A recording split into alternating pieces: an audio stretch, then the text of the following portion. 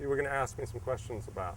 Yeah, I would like to find out some of how it came to be, like how long it took you Sure. to write it, and how you happened to write it, Okay. and so on. Well, I had entered philosophy in about 1998, and I actually, and I was almost 40 years old when I started to study philosophy at the University of Arkansas. And I had actually never been exposed to philosophy before. It was just a thought to go in another direction. My background was in cinema and television, with a degree from USC in California when I was in my 20s. But I decided to get a master's degree, hoped to get a PhD, never did do that, but I got a master's. And while I was studying for about 3 years there, I was hearing the questions of Western philosophy that have been going on since the Greeks, and then especially interesting to me were the moderns, like Descartes and Locke and Berkeley, Spinoza. They call people moderns even if they were in the early 19th century, I guess, or 18th century. 17th century. 17th century. 17th. Yeah. Yeah, that's called the modern era.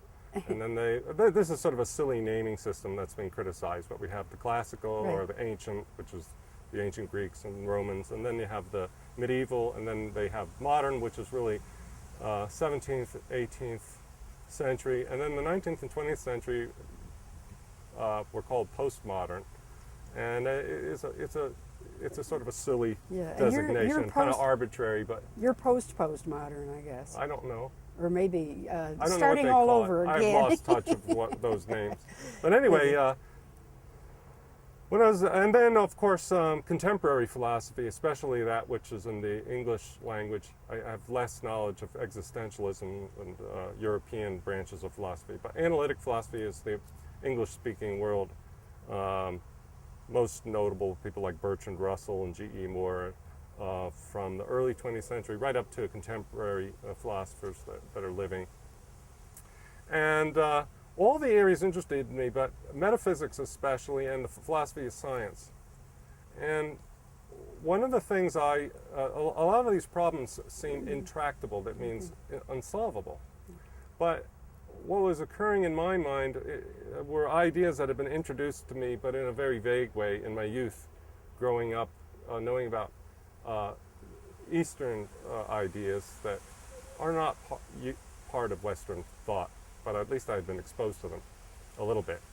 Right. But and I knew some of their solutions, and it occurred to me that the problems that we were facing in philosophy in our modern time are caused by certain philosophical theories that are not actually essential or necessary. So you create a notion that you think is solving problems, and then this notion you'll have to create more notions to try and make a resolution for how this notion works in with the big system. You know what I'm saying? Right. And yeah, this kind of burgeons and kind of grows up like a big building going up, up, up. And then finally, it's very complex and you can't work it out. So I did something that's done in the West in materialism, where you try and reduce things down to one simple fundamental essence of what life is made of. Elegant theory. Yeah, you could Isn't say. that the word they use? Well, they use the word reductionism usually when they mean reducing everything down to matter. Oh well. But yeah. but reductionism is a broader word, and it means reducing life down to any one fundamental principle or substance or starting point that's very simple. Mm-hmm. And the idea of elegance is from Einstein, and it applies to the laws of physics, and that dovetails into this. Okay, I thought that was a more general Well, he's term. looking for a general principle to explain all the apparently disparate sets of laws like Newtonian, quantum, relativity, so that they can all be brought together. All the different fields that seem to don't have an easy correspondence. Right. Aren't they like looking for the like grand small unified level, theory? The grand unified theory. And yours is, and your book is a simpler. Okay, well let me see my book. Here's my book. It's very short. It's only, what is it, 81 pages or something like that? Yeah. 88 pages with the index. It's very short. And the theory in it is only about 15 pages. And really the book is about 50 because the rest is all little appendices. And lots of Comment. definitions. Like every time you use a word, practically, you define it Yeah, very carefully. I naively thought that the everyman could read the book, but it turned out I was wrong. One of the reasons I wanted it short was because I wanted it to not be threatening. And Yeah. by the way, the reason I'm on the front wasn't because I'm vain. It was because the book is called The Evolution of Perception. And my eyes and my head were what I meant to insinuate. And I used myself because I have copyright of me for all time. And I did want to let people know this isn't some mystical book that got channeled, on a Ouija board. That somebody had the thought in his brain. Okay, so those are my thoughts. But I later took the book out of print because people were teasing me. So I regret that I did that. I thought you said that you had intended the cover to be cropped a little differently. No, I actually designed it, but I wish that I had cropped it. But I didn't want to cut my nose off. But we're way off the topic of philosophy. So let's talk about where we are in philosophy and what I think is the problem. Okay, first of all, just starting from the book from the very beginning, because a lot of people really have a terribly hard time with this book, and either don't generally hate it, but they have a very hard time reading it. It's totally different. I mean, that's and it's a different worldview. And people, when they live in a worldview, they don't very easily climb into another one. That's exactly right, and that's how the book starts out. Yeah. It starts out that most of us don't even understand that we live in a worldview. They wouldn't even know what you're talking about. They look at the world and they go, that's the world. What are you talking about? Yeah. And they don't understand that a lot of, since the last 200 years, people which I won't go into because I'm not going to go into complications, but since the late modern era, meaning the end of the 18th century, people have been realizing that there's a lot of this world that we're imposing upon it through how we're looking at it. You're right. When there's a worldview that people share, you can't really realize it like a fish can't realize that it's in water. That's an old-fashioned analogy. Until it gets pulled out of the water and then it knows that it was in water. Yeah. Well, we have a certain worldview, an idea of time and what reality really is and what it is we're fundamentally looking at, that we assume is obvious.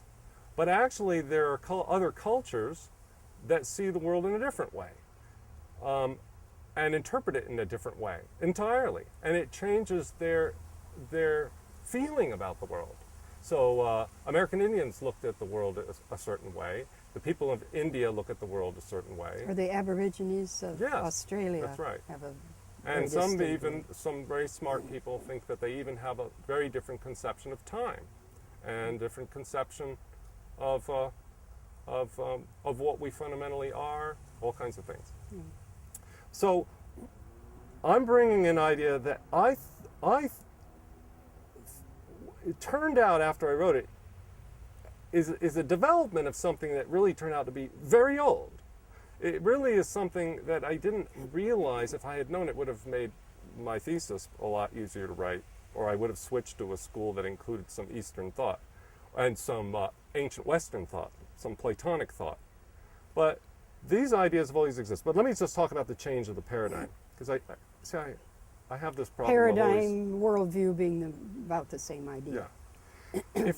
If you're in a worldview, it's sort of like a lot of people looking at the world through one great big lens. And that lens creates a certain impression of what they see. So they're never going to guess that you could step out from behind that lens and look at the world through another lens. Does that make any sense? And the world is going to change. Right. For instance, if you look at the world through a rosy colored lens, it's going to look kind of rosy. Okay? This is a fundamental way of looking at the world. To change that is going to be very confusing because the things that you're going to be saying are so contradictory to everything that you think. But once you change your fundamental worldview and how you see the world, if you could make that transition, suddenly those things would be entirely consistent. They would make sense. They would fit. So what it is that the things that I might be saying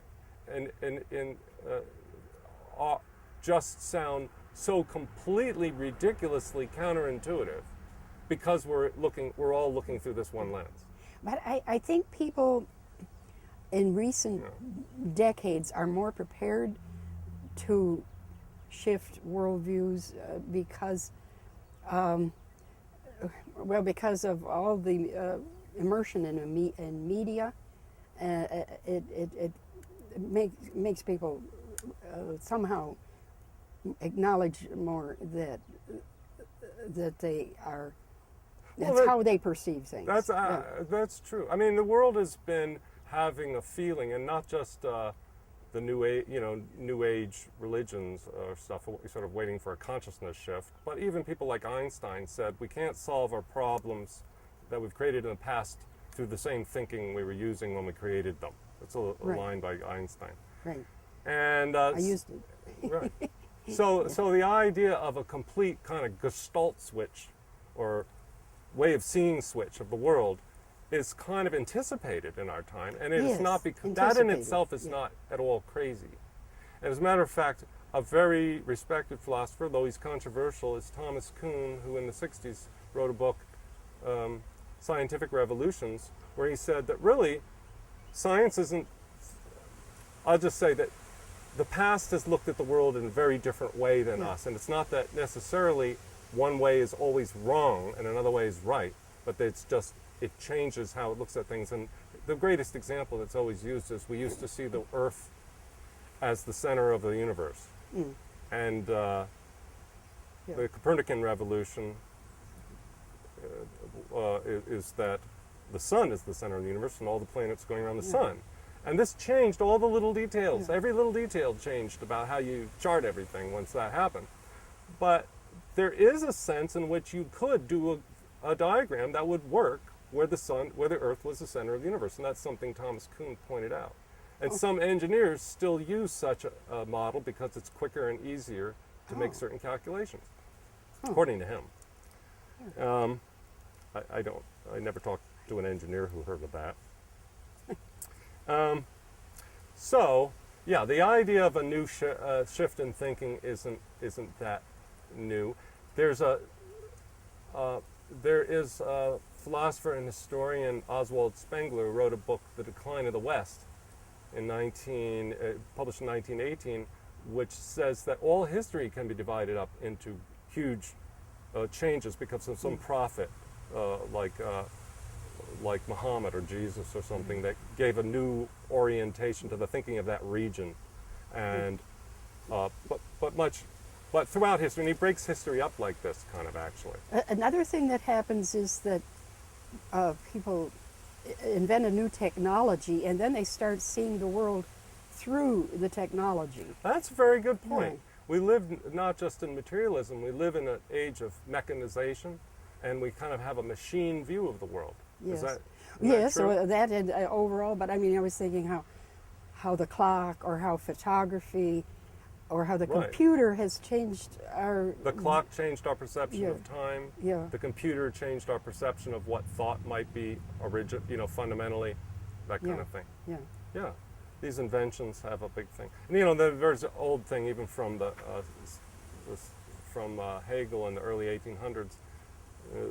We're describing how we see, a lot of people have seen this, that we kind of see ourselves as a cog in a machine, one of the little spokes on a wheel in an engine.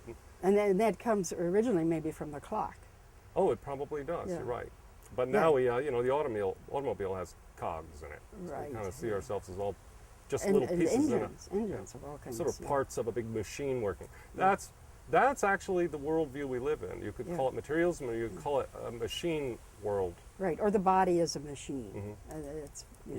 Or society is a machine. Yeah, and J.R.R. Tolkien was very disturbed by the mechanization of the world and the machine consciousness. And Lord of the Rings is sort of trying to get us back to a more spiritual way of looking at the world and away from machines. Right. A very prescient person was Mary Shelley, who wrote Frankenstein. Mm-hmm.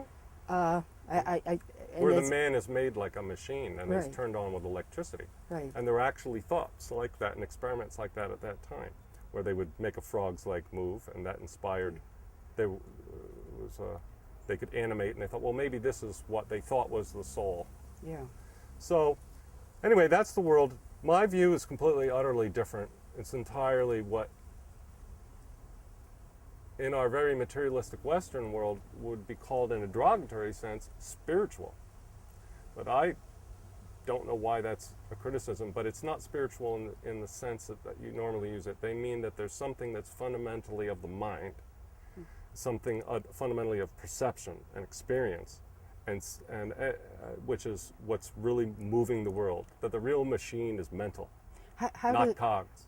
How does that differ from the idealist philosophers? Like, Okay, well, most people have never heard of idealism, and I'll just briefly say it. Materialism is the view that there is an invisible, unseen, fundamental stuff, a fabric it's called a substance or a substratum. That's called matter. Now this is strange, and most people have never heard of this, but when I pick up a leaf and I look at it, the materialist says I'm not really seeing the actual leaf as it really is in itself. The actual leaf I can't see. It's really strange. And when I hear a sound, like my hand clap, I haven't heard the real sound. I've heard a representation of it. So a representation like you watch TV and it's a representation of actors on a stage somewhere, but you're not really looking at the actors. Okay? that seems a totally different from what most people think. That's think right. It is Yeah. materialism. And it's been pointed out that if you told most people that that is the view of materialism, that you're not looking at the real world, that materialism is a view more like the Matrix, where we're all, sort of hooked to wires that are feeding us representations of something else we can't see. That's the Matrix, by the way. Then they would go, what? That's materialism? I thought that was some New Age Eastern idea. And they go, no. The Eastern idea, and the idealism in the West, is at least. No, I should be careful. There are all kinds of senses of the word idealism, but the kind that I studied and that my book is more like, it was developed by George Berkeley, for which the city of Berkeley was named, but they mispronounce it. And Berkeley said that really all there is experience, which is I'm going to get to that in a second, and that this leaf is fundamentally this experience of this leaf. And he said, so it really is nothing more than an idea or a set of ideas. Yellow being a principle or an idea, its shape being an idea, the mathematics of it, of course, being mental. Math is nothing but mental. And he says that, therefore, if everything is mental, then since we're all seeing the same things, there must be a God, because all these ideas must be contained in a mind, because what else can ideas be contained in? Now I'm going to explain why that actually isn't as kooky as it first sounds. Okay? This is the most important thing anybody could ever discover, I think. I mean, once you discover this, you've become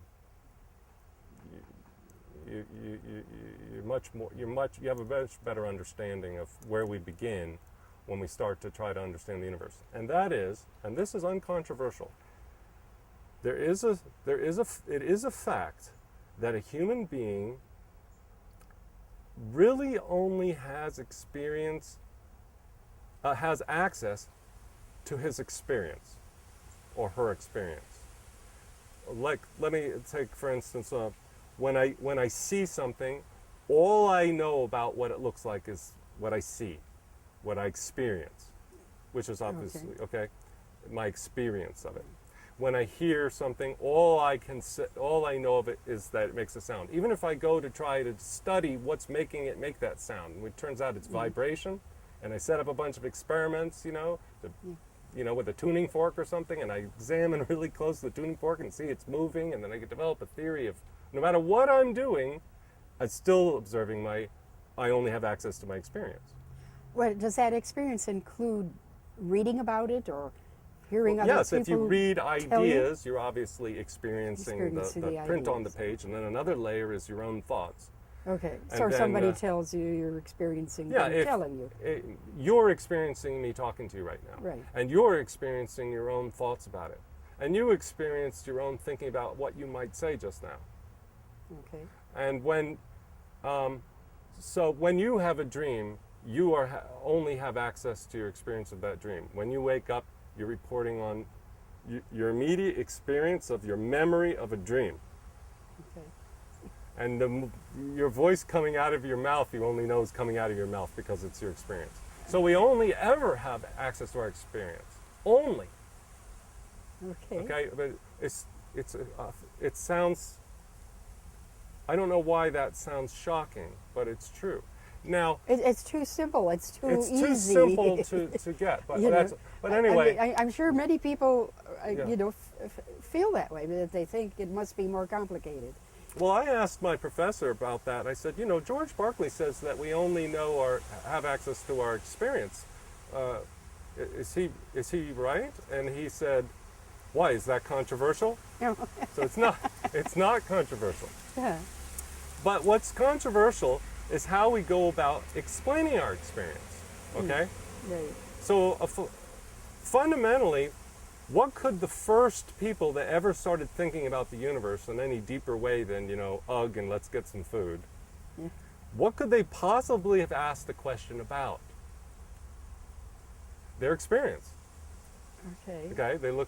They see the stars, they see the trees, they see the animals, they feel the sensations in their belly, they see the community, they hear the voices, they experience their thoughts, they experience their dreams, and they're going, what is this all coming from? Oh. What is this? That would be the very first thing. Or how could you explain how it came about? So maybe you create a myth to explain it. But what is it that you're explaining? Your experience. Okay. But when you go to explain your experience,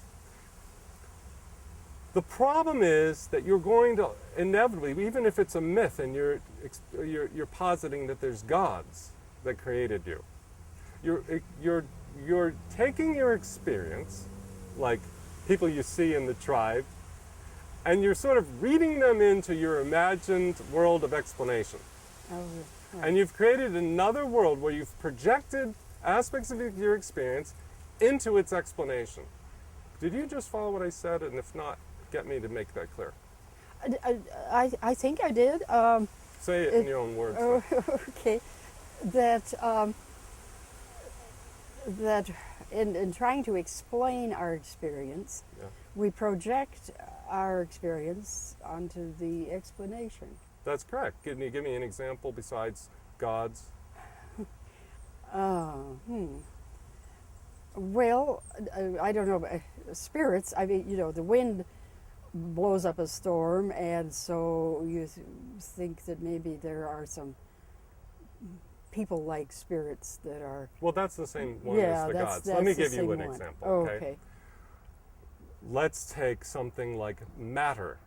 Okay? This is the theory of materialism. Oh, well, we're going much beyond those We take primitive something people. like, well, we could still talk about Yeah, primitives. We'd right. use up all our time. Yeah. Plato did it. Everybody has done it Right, since the beginning okay. of time. Yeah, go ahead.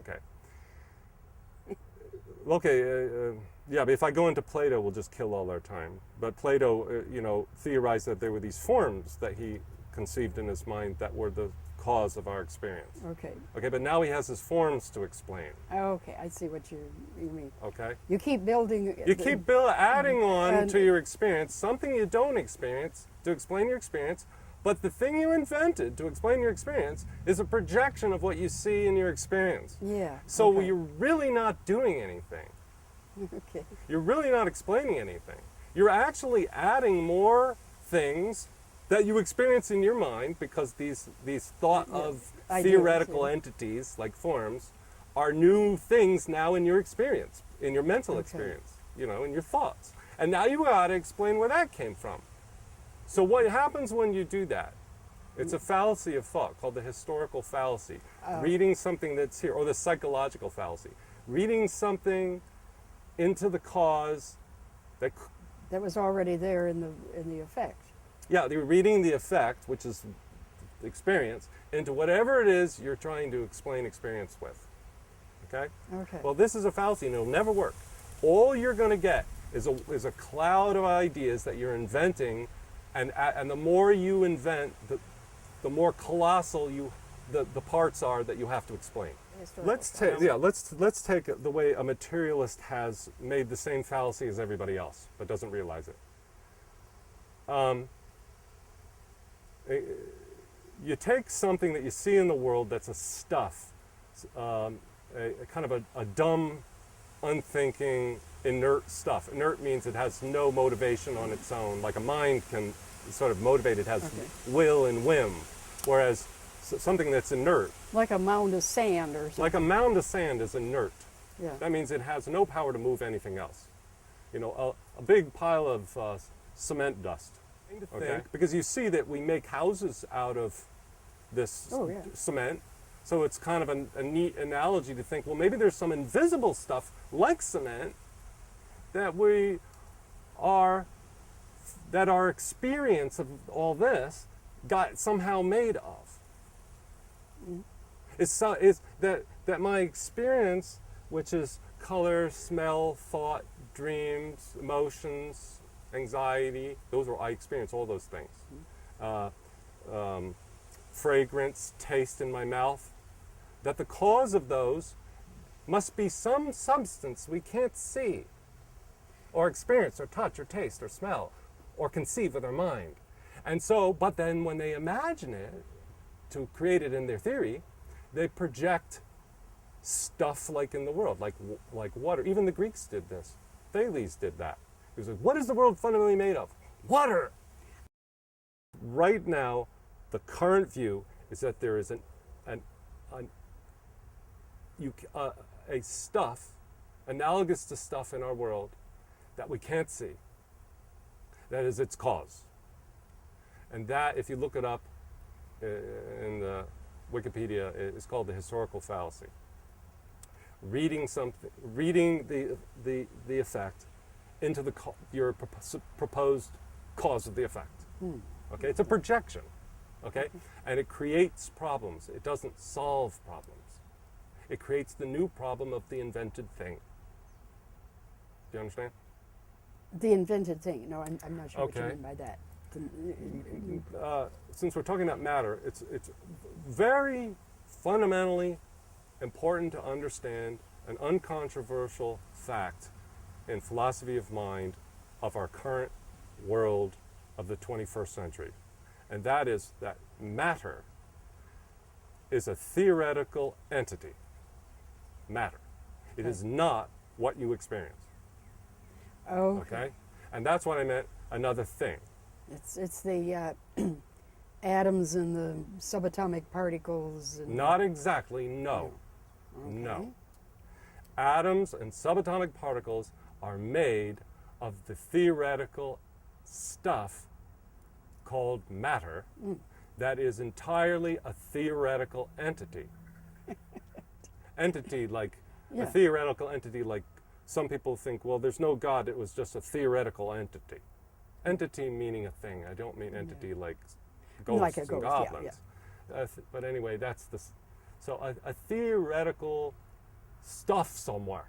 Now, if you've ever seen Matrix, they go, oh, take the red pill, and now you take the red pill instead of the blue pill, and now you'll see that everything you've been seeing was just fake, and then now you're seeing the real world, and guess what? In the Matrix, the real world looks just like this one, but even more coarse and crude.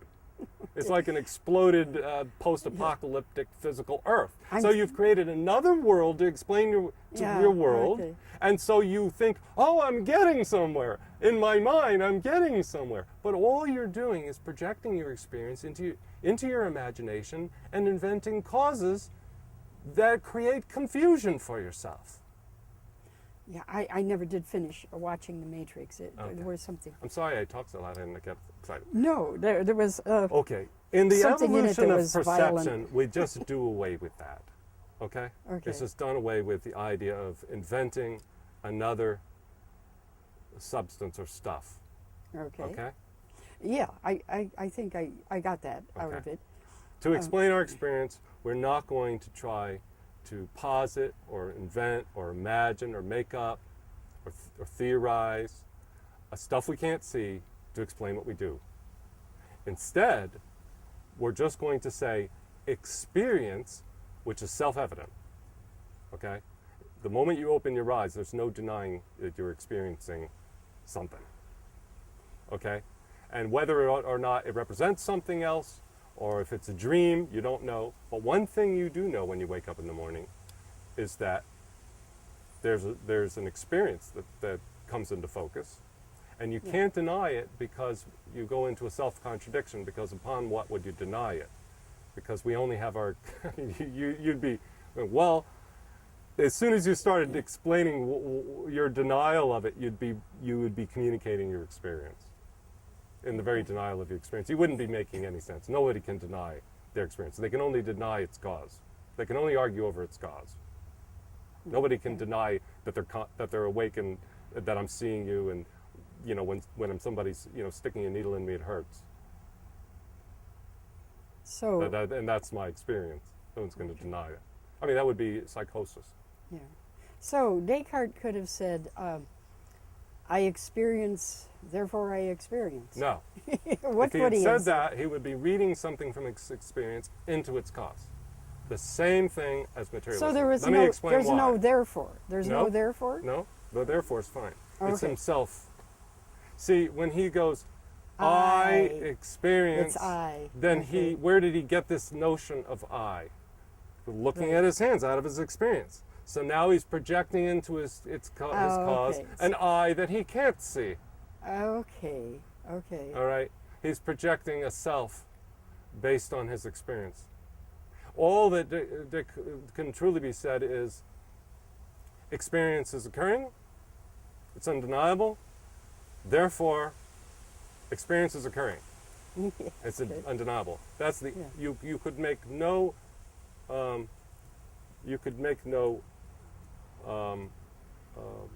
inference. You can't make no direct inference from your experience. Oh.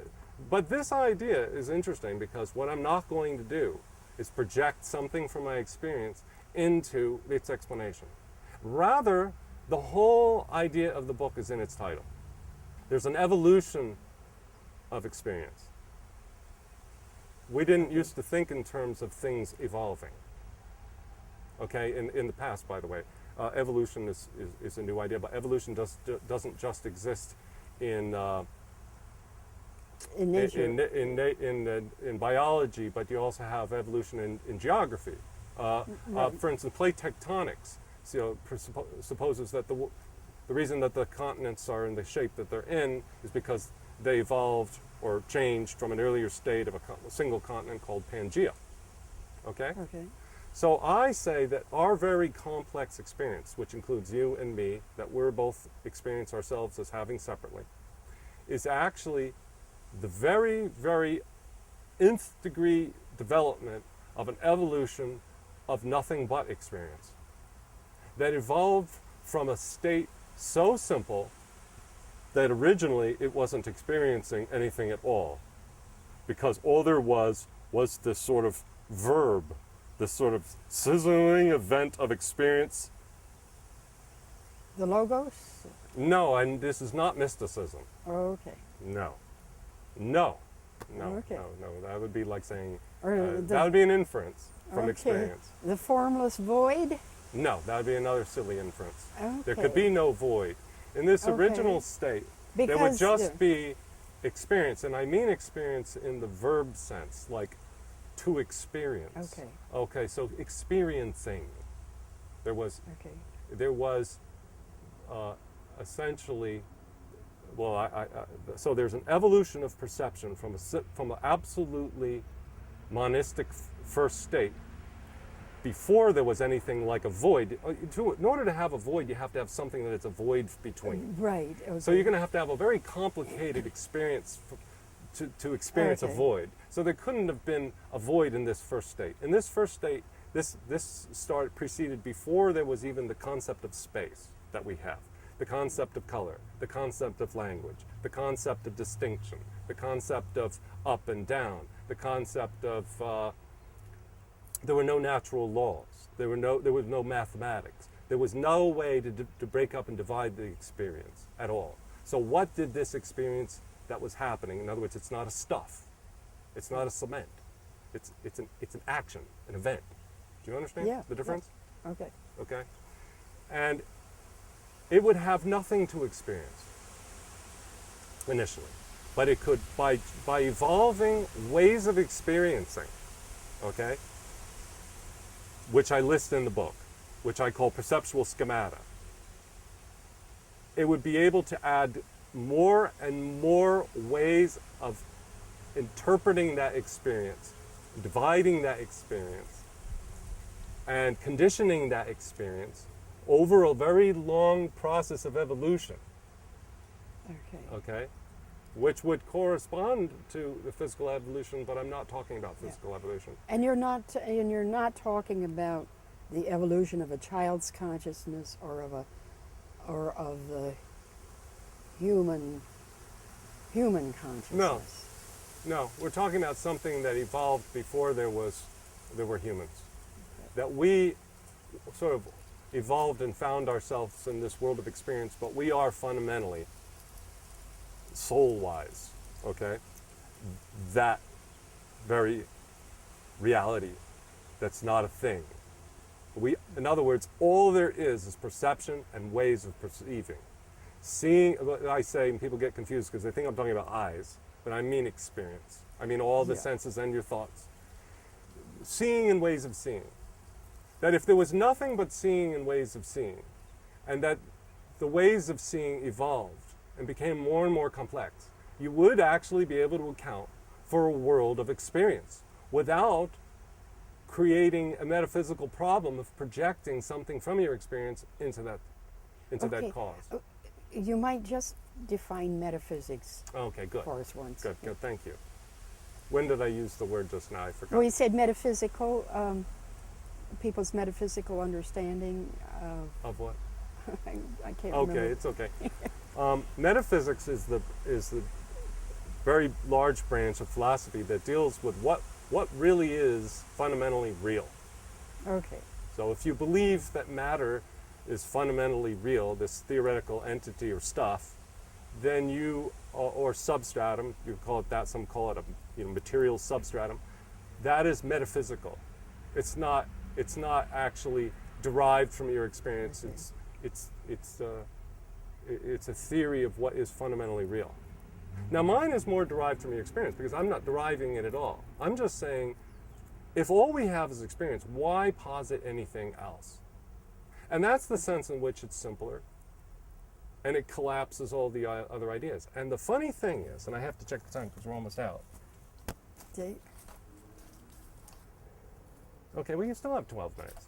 Goodness. Okay, the funny thing about this idea, as I developed it over a period of time, so I was in school about 3 years, and then I worked on the idea another 3. And then, so about Oh. 6 years. Okay. The thing that was occurring to me in school, and then it continued to develop, and maybe it's probably imperfect, but it's the general gist that was all I need to get across, because better people than me could develop it better or more completely, is that I was able to account for things not only that materialism hadn't accounted for, but that materialism hadn't even asked the question about. Things that materialism presupposes, like natural law, like gravity. Materialism doesn't try to explain gravity or the strong and the weak forces in physics or something. Now also mathematics. I explain mathematics through an evolution of perceiving.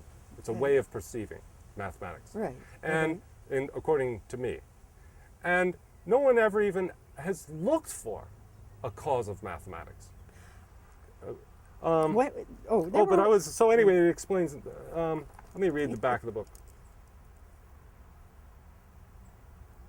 Chris Ott considers our current philosophical problems to be the tragic result of psychological fallacies as old as Plato, because of the Platonic forms, remember? So Yeah, he's reading, I never did understand those. right, but- so he sees a triangle, and so he imagines, well, there's a perfect Ideal triangle, an triangle, ideal triangle right. in my world that I'm constructing in my imagination. Yeah. But he's done the historical fallacy. He's read his experience into its cause. Yeah. Okay? Okay. I didn't invent the historical fallacy. It's a real fallacy in philosophy since the beginning of the 20th century, largely because of psychology. Because, anyway, the theory succeeds at accounting.